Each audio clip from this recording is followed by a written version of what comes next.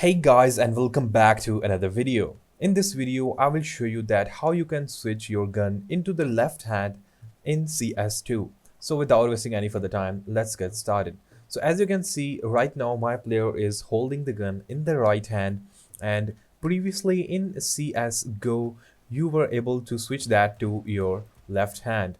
But in this CS2, this is not working. Let me show you that. If I type in CL underscore right hand command, you can see it says unknown command, or if I type CL underscore left hand, you can see the same error. So this command is not working in CS2, but I hope the developers will add this command back in this, or maybe they are working on this in a better way, because this is the most requested comment from the players. So I hope this will be back in here soon. I will make another video when this option is back in this game. Just comment below if you also want to play with your left hand in CS2. I have also been into the settings of this game, but I cannot find any option which says that you can shift this to the left hand. So I hope this video was useful for you, and let's hope for the best, and let's hope the developers bring back the same option. Thank you so much for watching this video. See you in the next one.